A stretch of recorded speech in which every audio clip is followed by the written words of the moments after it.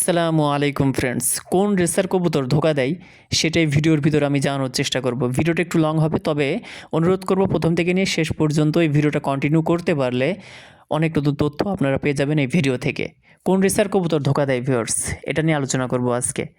So এই ভিডিওটা যদি প্রথম থেকে নিয়ে শেষ পর্যন্ত দেখেন, এক তো রেসিং পিজনের প্রতি আপনাদের ভালোবাসা বাড়বে, দ্বিতীয়ত রেসিং পিজন লালন পালন করতে গিয়ে রেসার কবুতর যে আপনাকে ধোকা দিবে এই বিষয়টাও ক্লিয়ার হয়ে যাবেন। সো কীভাবে আপনাকে ধোকা দিতে পারে রেসার কবুতর সেটাও জানাবো, আর কোন কোন বিষয়গুলো জানতে পারলে এই ভিডিও থেকে আপনাদের রেসিং পিজন লালন পালনের ইচ্ছে হবে সেটাও আপনারা জানতে পারবেন সম্পূর্ণ ভিডিওটা কন্টিনিউ করলে। এজন্য প্রথম থেকে নিয়ে শেষ পর্যন্ত কন্টিনিউ করেন ভিউয়ার্স। স্ক্রিনে দেখতে পারতেছেন মাশাআল্লাহ, এটা একটা মাদি কবুতর, তার দুইটা বাচ্চাকে চমৎকার করে খাওয়াচ্ছে। অরিজিনাল রেসিং পিজন, যে কবুতরগুলো দেখলেই অন্যরকম একটা ভালো লাগা, মনের ভিতরে শান্তি, ভালো লাগা কাজ করে। সো রেসিং পিজন আমরা লালন পালন করতেছি দীর্ঘদিন ধরে, সারা বাংলাদেশে আমরা কবুতরগুলো ডেলিভারি দিয়ে থাকি ভিউয়ার্স। এক ভাইয়া কমেন্ট করলেন আজকে, সো তার সেই কমেন্টটা পড়েই আমি মূলত আজকে ভিডিও করতে আসছি। আর এই ভিডিওর ভিতরে কোনো কাটছাট হবে না, প্রথম থেকে নিয়ে শেষ পর্যন্ত আমি আলোচনা করবো এই 8 মিনিট। একটু ধৈর্য সহকারে আপনাদের আলোচনাটা শুনতে হবে ভিউয়ার্স। কমেন্ট করছেন ভাইয়া, বলছেন যে ভাইয়া আমি বেশ কিছুদিন আগে একটা কবুতর কিনছি, তিনি বাজার থেকে কবুতর কিনেছি। তো সাধারণত রেসিং পিজন কিন্তু বাজারে পাওয়া যায় না, এটা আপনাদের মাথায় রাখা জরুরি। যেগুলো পাওয়া যায় সেগুলো ধরা কবুতর, এটা কিন্তু আপনাদের মাথায় রাখতে হবে। সো ভাইয়া বাজার থেকে কবুতর নিয়ে আসছে, নিয়ে আসার পরে আরও বেশ কিছুদিন পর আরেকটা কবুতর তিনি কালেক্ট করছেন। দুইটা কবুতরই বাজার থেকে কালেক্ট করছেন। তো দুইটা কবুতরই আলহামদুলিল্লাহ রেসার কবুতর, তা না হলে এই ঘটনা ঘটতো না। কী ঘটনা ঘটছে সেটাই আমি আপনাদের মধ্যখানে শেয়ার করছি, আর এখান থেকে আমাদের শিক্ষা কী সেটাও আমি জানাবো। সম্পূর্ণ ভিডিওটা কন্টিনিউ করলে জানতে পারবেন ভিউয়ার্স। সো তিনি দুইটা কবুতর কালেক্ট করছেন বাজার থেকে। কবুতরটা রেসিং পিজন ছিল, ধরা কবুতর, বাজারে নিয়ে এসে বিক্রি করে দিয়েছে, তিনি বাজার থেকে ক্রয় করে নিয়ে আসছেন। কয়েকবার বাচ্চা দিয়েছে, দেওয়ার পরে একবার একটা কবুতর ছুটে যায়, যাওয়ার পরে কবুতরটা আবার ব্যাক করছে কিছুদিন পরে। এরপরে তিনি মনে করছেন যেহেতু কবুতর ব্যাক করছে তাহলে এখন ছেড়ে দিলে আর কোনো সমস্যা নাই।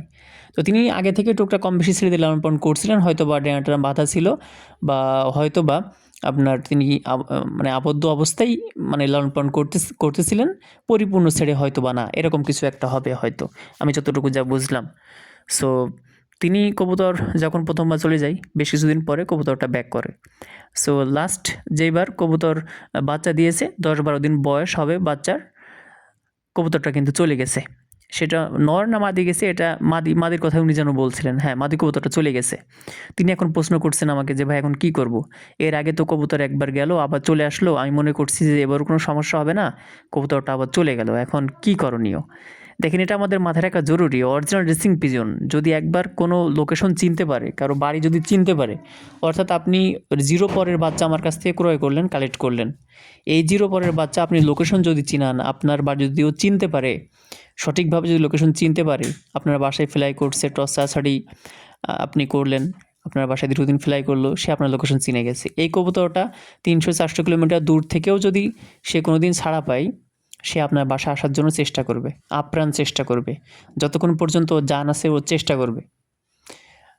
সো যেটা আমরা দেখতে পারি অনেক সময় কিন্তু অনেক ক্ষত নিয়ে আহত অবস্থায়, মানে অবস্থা খুবই ভয়াবহ অবস্থায়, লাজুক অবস্থায় সে কিন্তু বাসায় ফিরে আসে। অনেক ভিডিওতে আমরা দেখছি, হ্যাঁ, অনেক ক্ষত নিয়ে ফিরে আসে, যেটা অকল্পনীয়। পানি খাচ্ছে, পানি বেরিয়ে যাচ্ছে, খাবার খাচ্ছে, খাবার বেরিয়ে যাচ্ছে পেট থেকে, এরকম কিন্তু অবস্থায় কবুতর ব্যাক করে। সো সে আপ্রাণ চেষ্টা করবে তার আপন গন্তব্যে ফেরার জন্য। সো এর আগে যখন কবুতরটা গিয়েছে, সে কিন্তু তার আপন মালিকের বাসায় যাওয়ার জন্য চেষ্টা করেছে। তো যখন সে পথ খুঁজে পায়নি, সে আবার হয়তোবা ব্যাক করছে, ক্ষুধা লাগছে খাবারের জন্য, সে হয়তো আবার ব্যাক করছে।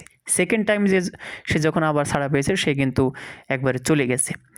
সো এক্ষেত্রে কবুতরটা না আসার সম্ভাবনাই বেশি, 90% না আসার সম্ভাবনাই কিন্তু থাকবে, আর 10% আসতেও পারে।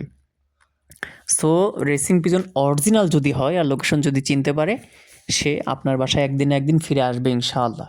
আর যদি ধরা পড়ে যায়, ভয়াবহ অবস্থা যদি হয়ে যায়, কোনোদিন যদি তাকে যদি আর কেউ না ছাড়ে, অথবা ডানা কাটা অবস্থায় থাকে, তাহলে তো আর সে আসতে পারবে না। তবে যদি সে ছাড়া পায় কোনোদিন, আর সব কিছু যদি ঠিক থাকে, শরীর সুস্থ থাকে, সে আপনার বাসায় একদিন ব্যাক করবে, সেটা 10 বছর পরে হইলেও। এখন আপনার কাছে মনে হইতে পারে, আপনি কবুতর কালেক্ট করলেন, কবুতর কিনে নিয়ে আসছেন, এখন এই কবুতরটা চলে গেল উড়ে, সে কি আপনাকে ধোকা দিল? না, আপনাকে ধোকা দেয় নাই, আপনাকে ধোকা দেয়নি, সে তার আপন মালিকের বাসায় ফিরে গেছে, সে বিশ্বস্ততার প্রমাণ দিয়েছে।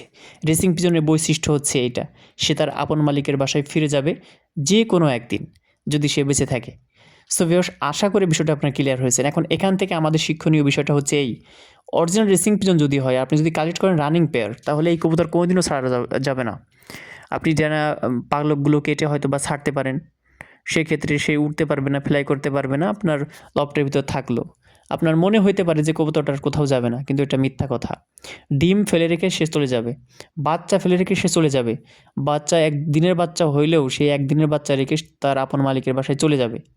এটা হচ্ছে রেসিং পিজনের বৈশিষ্ট্য। এজন্য রেসিং পিজনকে আপনি ধোঁকাবাজ বলবেন না, রেসিং পিজনকে আপনি বিশ্বস্ত একটা প্রাণী বলতে পারেন। সো রেসিং পিজনের বৈশিষ্ট্য এগুলা। এখন আমি আপনাদের একটা কথাই বলবো যে রেসিং পিজন যখন আপনি কালেক্ট করছেন, বেবি যদি হয়, সেক্ষেত্রে কবুতরকে লোকেশন চিনান, ভালো মতো লোকেশন চিনান, ডিম বাচ্চা করেন, কবুতর উড়ান, ফ্লাই করান। একটা দিনে কবুতর হারিয়ে গেছে, যদি মারা না যায়, আপনার বাসায় সে একদিন ব্যাক করবে ইনশাআল্লাহ, যদি সে লোকেশন প্রকৃতপক্ষে চিনতে পারে। আমাদের এখানে একটা মিস আন্ডারস্ট্যান্ডিং এটা, যে রেসিং পিজন যদি 0 পরের হয়, 1 পরের হয়, আমরা লোকেশন চিনাইলাম, জাস্ট কবুতর উড়াইলাম না, ফ্লাই করালাম না, টস ছাড়াছাড়ি করলাম না, আর মনে করলাম যে কবুতরটা 500 কিলোমিটার দূর থেকে আমার বাসায় চলে আসবে। এটা ভুল ধারণা ভিউয়ার্স, এটা সম্পূর্ণ ভুল ধারণা। কারণ আমার অনেক কবুতরের বাচ্চা হারিয়েছে, যে কবুতরের বাচ্চার বয়স ছিল 1 পর 2 পর, খুব ভালো মতো লোকেশন চিনেছে, সে কিন্তু টুকটাক কম বেশি আমার ছাদের উপরে 1-2 চক্কর দিয়েছে। এরকম কবুতর কিন্তু হারিয়ে গেছে আমার লফট থেকে। সো সেটা অরিজিনাল রেসিং পিজনের বাচ্চা ছিল, তার মা বাবা কিন্তু রেস করা ছিল, 500 কিলোমিটার রেস করা ছিল, তারপরেও এই বাচ্চাগুলো হারিয়ে গেছে। এর পিছনে কারণ কি? জাস্ট লোকেশন চেনানোটাই আপনার এখানে মূল বিষয় নয়। মূল বিষয় হচ্ছে লোকেশন চেনানোর পরে দীর্ঘদিন তাকে ফ্লাই করানো লাগবে, এরপরে টস ছাড়াছাড়ি করা লাগবে, এরপরে সে 500, 700, 1000 দূর থেকে সে আস্তে আস্তে আসতে পারবে আপনার বাসায়। সে তো আর আপনার ওই যে ড্রোন নয়, যে আপনি ড্রোনকে ট্র্যাক করে দিলেন, যে জায়গা থেকে আপনি ছাড়লেন সেখানে আপনার 1 কিলোমিটার থেকে আবার জায়গায় ব্যাক করলো। অনেক সময় ড্রোনও কিন্তু পড়ে যায়, হ্যাঁ, সমস্যা কিন্তু তাদেরও হয়। সো কবুতর যেহেতু তারা প্রাণী, বিভিন্ন সমস্যা থাকতে পারে। সো রেসিং পিজন যখন আপনি লালন পালন করছেন, এই বিষয়গুলো আমাদের মাথায় রাখতে হবে। রেসিং পিজন লালন পালন করেন, রেসিং পিজনে ভালো মতো যত্ন করেন, ভালো মতো লোকেশন চিনান, দীর্ঘদিন কবুতর ফ্লাই করান, এরপরে কবুতর 100, 200, 300, 400, 500 কিলোমিটার থেকে ইনশাআল্লাহ বাসায় ব্যাক করতে পারবে। সো অনেকে আপনারা বলেন যে ভাই রেসিং পিজন কীভাবে লালন পালন করবো, সঠিক লালন পালনটা কীভাবে আমরা জানবো? আমাদের ভিডিওগুলো দেখেন, আমরা প্রত্যেকটা ভিডিওতে টুকটাক কম বেশি ইনফরমেশন দেওয়ার চেষ্টা করি, যতটুকু যা জানি সেগুলা। সো রেসিং পিজন সম্পর্কে যদি আপনাদের কোনো প্রশ্ন থেকে থাকে, অবশ্যই কমেন্ট করবেন। পরবর্তীতে আমি রেজওয়ান উপস্থিত হয়ে যাবো আরেকটি ভিডিও নিয়ে। সে পর্যন্ত সবাই সুস্থ থাকবেন, ভালো থাকবেন। আর যদি রেসিং পিজন সম্পর্কে আপনাদের গুরুত্বপূর্ণ তথ্যর প্রয়োজন হয়, খুব জরুরি, হোয়াটসঅ্যাপ এবং ইমোতে আপনারা আমাদের সঙ্গে কন্ট্যাক্ট করবেন। আমাদের কাছ থেকে রেসিং পিজনে বেবি নিতে পারবেন। সারা বাংলাদেশে আমরা বাসের মাধ্যমে ডেলিভারি দিয়ে থাকি। হোয়াটসঅ্যাপ এবং ইমোতে কন্ট্যাক্ট করবেন ইনশাআল্লাহ।